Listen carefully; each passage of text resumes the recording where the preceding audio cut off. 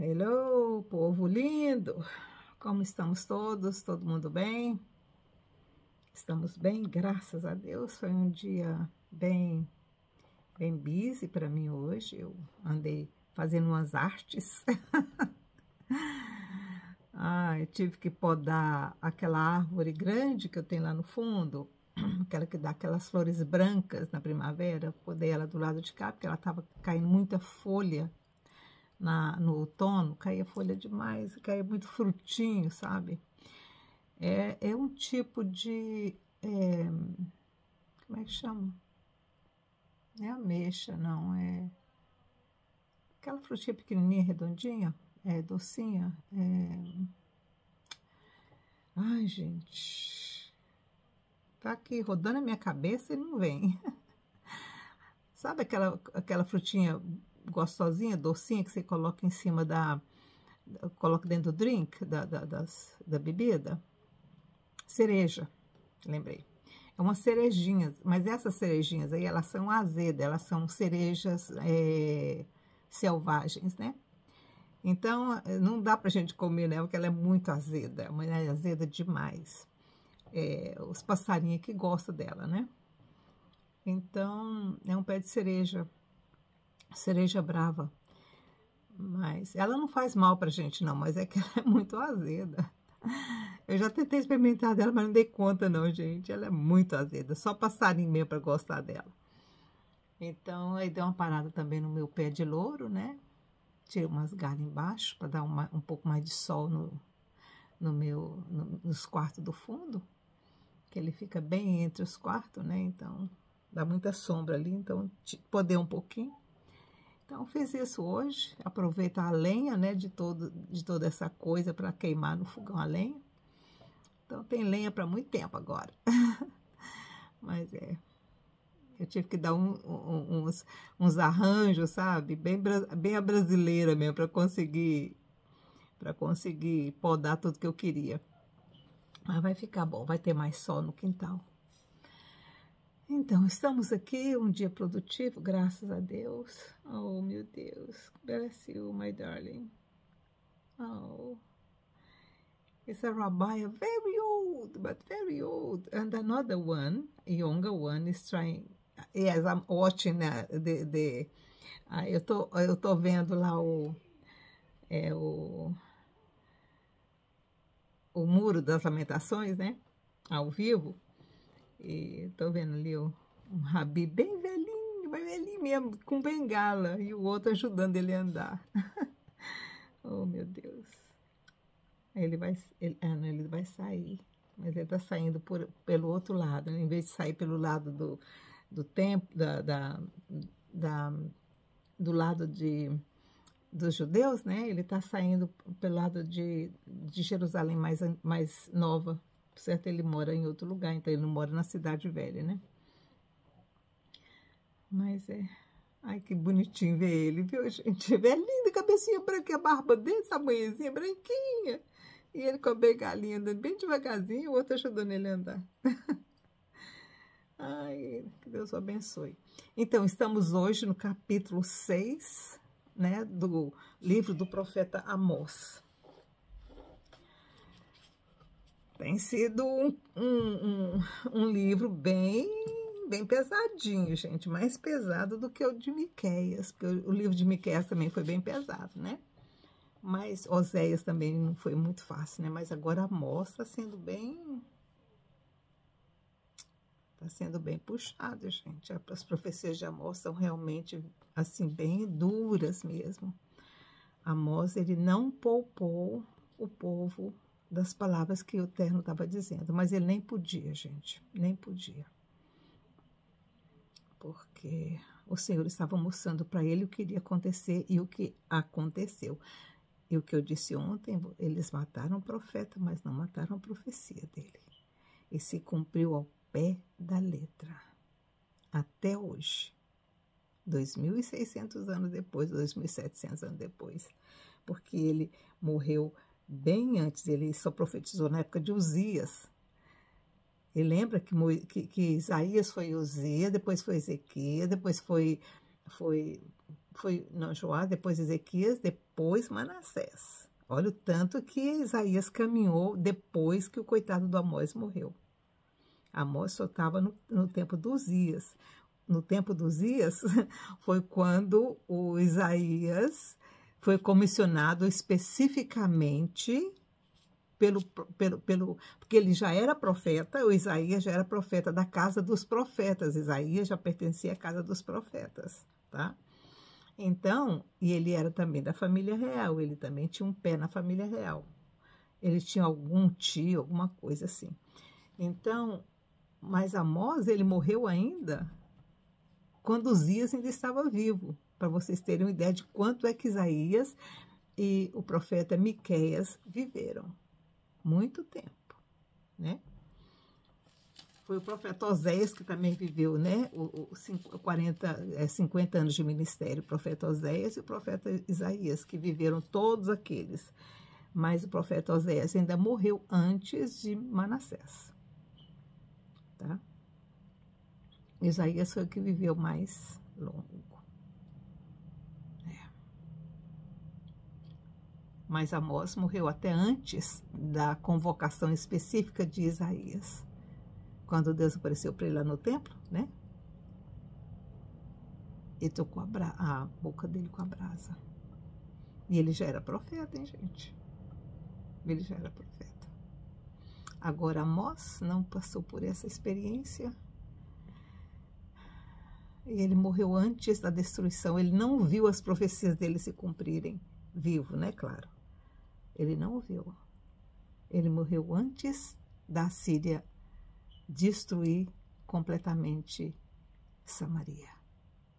Ele morreu na esperança de que as profecias dele um dia se cumprissem. E Amós, elas se cumpriram, meu querido. Elas se cumpriram. Então, vamos lá, capítulo 6. Vocês estão vendo, gente, que ser profeta não é fácil. Às vezes você morre sem ver a sua profecia se cumprir, tá? Como Amós. Morre na esperança de que tenha feito um trabalho bom.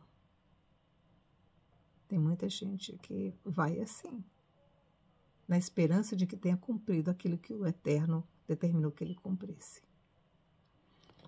Ai dos que estão seguros, ai dos que repousam em Sião, e dos que estão seguros no monte de Samaria, homens notáveis da principal das nações, aos quais vem a casa de Israel. Gente, quando Amós estava profetizando, o reino estava no apogeu. Estava tudo correndo maravilhosamente bem.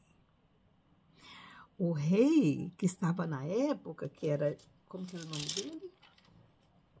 Deixa eu ver aqui. O nome dele era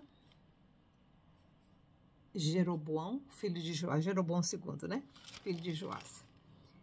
Jeroboão fez um reino longo de 40 e poucos anos. E ele trouxe uma prosperidade incrível para Samaria e para Israel. Israel era como se fosse a menina dos olhos daquele povo ali, de tudo. Até o reino de Judá ficava assim, sabe, meio babando. Porque o reino de Jeroboão foi muito próspero. Em todos os sentidos, financeiramente, em termos de relações internacionais. Ele fazia conchavo com o Egito, com a Assíria, tá? Com a Síria, ele fez com Nínive, ele fez conchavos com Nínive. Por isso que ele não esperava que ele fosse atacado por Nínive, porque ele tinha conchavos políticos e possivelmente ele também se casou com algumas das filhas deles lá, né, para poder cimentar a relação. Ele reinou 45, quase 50 anos, gente. Ele reinou muito tempo. Então, o reino era próspero. Então, quando Amós falava isso, ninguém acreditava. Como é que acreditar um reino tão próspero, que se dava bem com todo mundo, com a Síria, com a Síria e Síria, porque Síria era Damasco. tá? Tanto é que o profeta falou que eles seriam deportados, eles seriam tirados da terra, além de Damasco, porque eles nem acreditavam que isso poderia acontecer. Aqui ele está falando, ai dos que repousam em Sião e dos que estão seguros no monte de Samaria, porque estava todo mundo se sentindo muito seguro.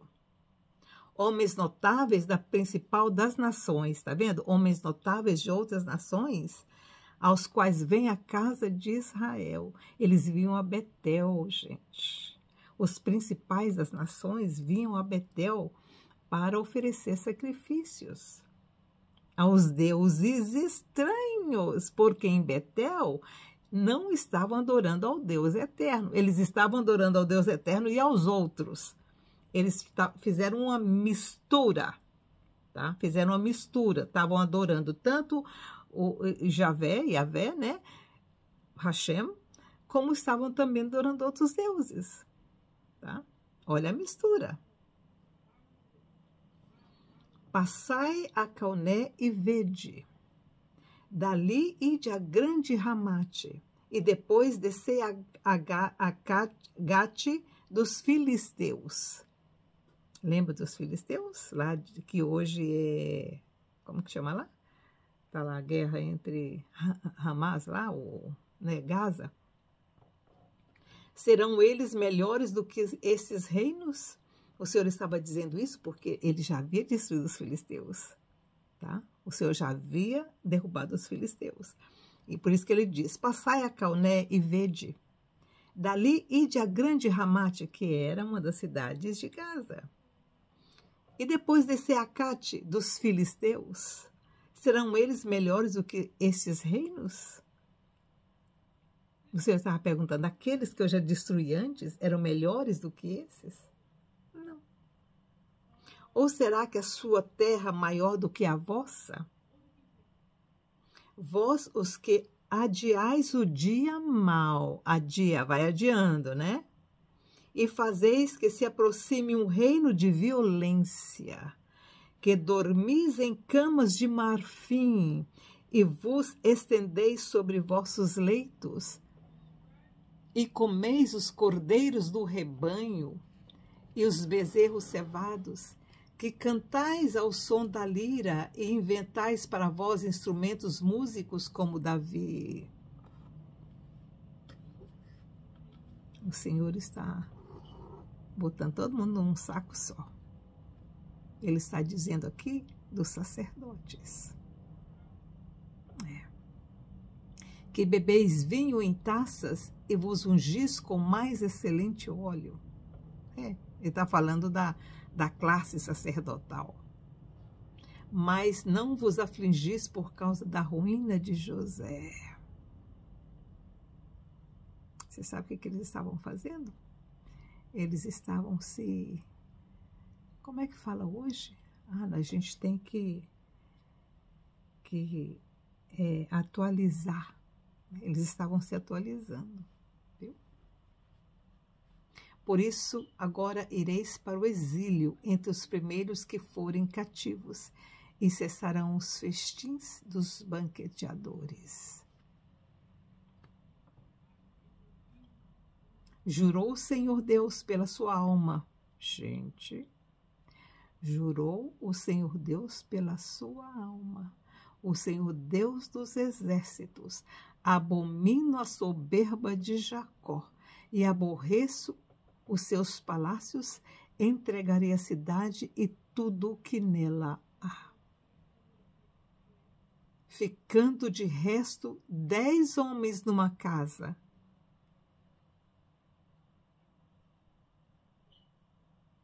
morrerão o resto todinho.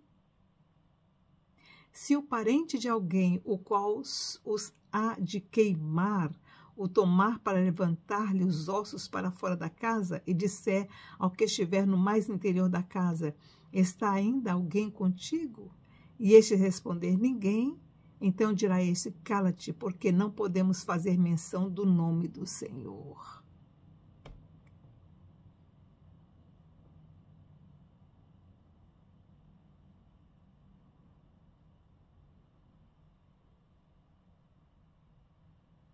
Vamos ler de novo isso aqui. Esse aqui é muito pesado, né? Jurou o Senhor, jurou o Senhor Deus pela sua alma, o Senhor Deus dos exércitos. Abomino a soberba de Jacó e aborreço seus palácios. Entregarei a cidade e tudo que nela há. Ficando o resto de 10 homens numa casa, morrerão.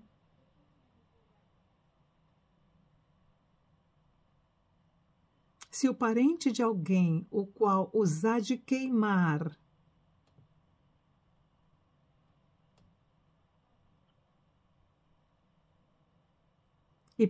e o tomar para levar-lhe os ossos para fora da casa, e disser ao que estiver no mais interior da casa, está ainda alguém contigo? Quer dizer, uma pessoa da própria família iria queimar o resto. E depois, na hora de tirar os ossos que sobrou da queima para fora, ele iria gritar: tem alguém aí dentro? Tem mais alguém aí? E alguém vai responder: não. E esse responder: ninguém. Então dirá essa pessoa: cala-te, porque não podemos fazer menção do nome do Senhor, porque eles fizeram muita maldade. Pois o Senhor ordenou, e a casa grande será despedaçada, e a casa pequena reduzida a fragmentos. Poderão correr cavalos na rocha? Poderão lavrar-lhe com bois? Mas vós haveis tornado a justiça em fel, amargo, e o fruto da retidão em alosna, amarga.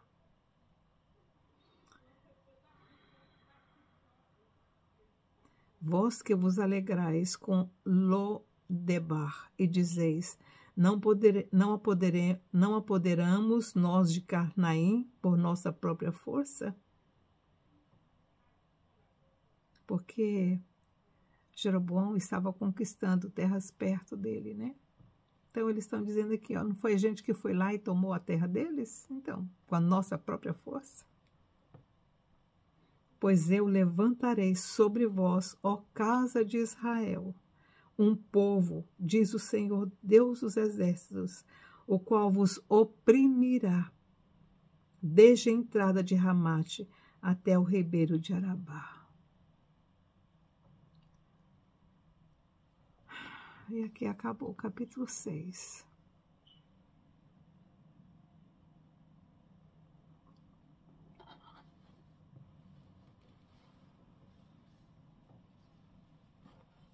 Eu nem preciso dizer que tudo aconteceu, né? Porque todos os profetas que a gente tem estudado, eu tenho falado, e tudo isso aconteceu.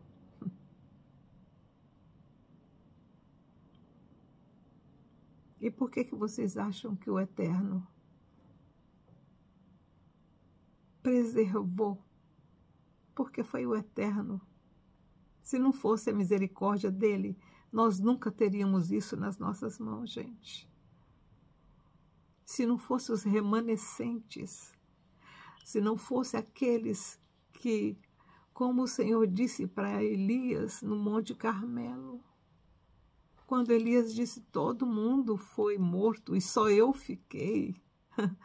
E o Senhor disse para ele: não, Elias, não foi só você que ficou. Eu preservei, eu separei, como é que outra palavra que eu posso usar aqui? Eu protegi, eu separei, eu preservei uns poucos mil que não se dobraram a Baal. Isso ele disse com relação ao reino do norte, com ela, porque Elias também estava profetizando no reino do norte, ele também estava profetizando para Samaria, mas foi bem antes disso. E o Senhor disse, eu preservei. Não é só você, não. Tem mais uma porção. E essa porção, gente, essa porção que não se dobrou a Baal, essa porção foi que preservou esses escritos que nós hoje temos o privilégio de estudar, tá? Se não fosse por esses, a gente não teria. O Senhor sempre tem um remanescente, sempre. Graças a Deus, louvado seja. No meio de todo pecado, sempre existe um. Quando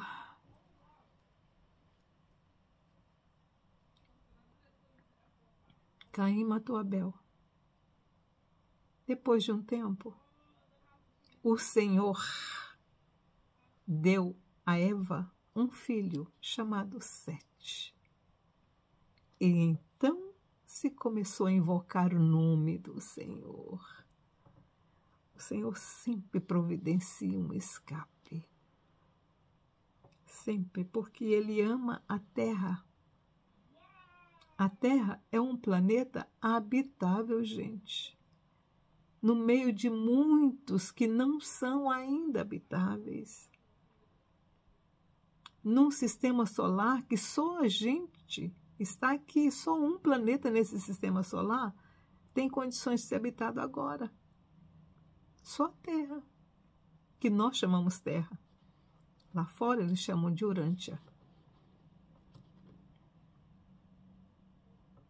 E por isso ele zela pela Terra, porque foi a mãe Gaia, o espírito de Shekinah, é que criou e que preserva tudo isso. Shekinah é o Espírito Santo, é o Espírito de Deus que preserva tudo isso.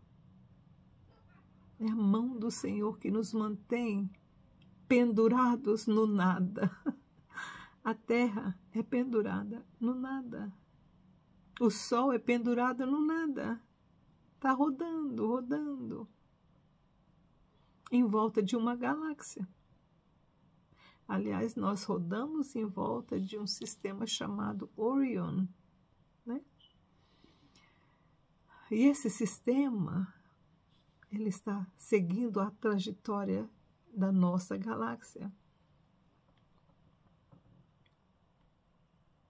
Então, estamos aqui. E o Senhor sempre vai ter um que vai se salvar, com toda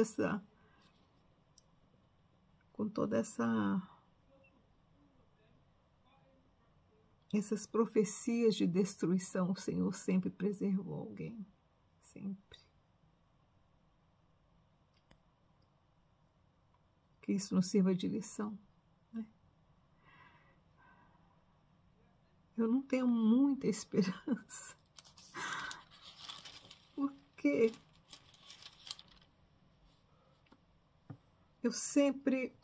eu vou encerrar esse vídeo dizendo isso, eu sempre olho os exemplos à minha volta para direcionar o meu próprio caminho, né? E como eu percebo pelos estudos que a gente tem feito, né, pela vivência, né? Porque eu já estou com vou fazer 72 anos, então pela vivência e pelos estudos, pelo que eu percebo da humanidade, no correr do tempo, se você estuda a história das civilizações, nós sempre estamos, sabe, caminhando e regredindo. A gente dá 2 passos, volta 1, 2 passos, volta 1. A história das civilizações é essa. A gente caminha aqui, aí volta mais 1. Caminha 2 e volta 1. Tem sido isso desde o começo da nossa história. Percebendo a história de Israel, é a mesma coisa. Eles caminhavam, depois voltava, caminhava, depois voltava, né? Essa última volta de Israel durou 2000 anos. É uma volta longa, muito longa. A penúltima durou 70. Essa 2000, porque o pecado foi um pouquinho maior. Eles crucificaram Jesus de Nazaré. Então a penalidade foi um pouco mais longa. O sofrimento foi um pouco maior e continua até hoje.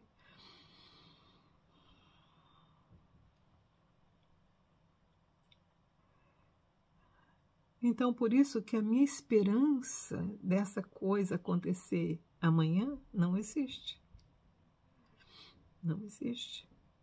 Nós estamos percebendo o que acontece no Brasil, que também é um exemplo para a gente, né? Ontem houve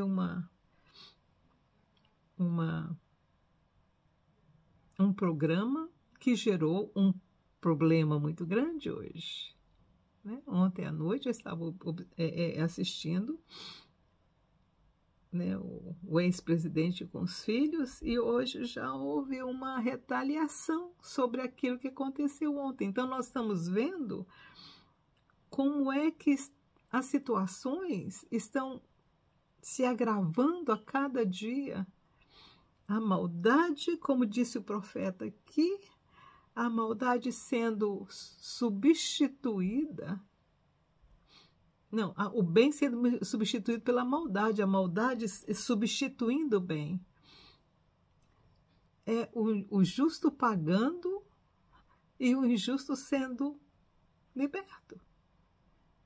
Então, como é que nós vamos ter esperança de que uma coisa vai mudar de amanhã para depois? Não vai.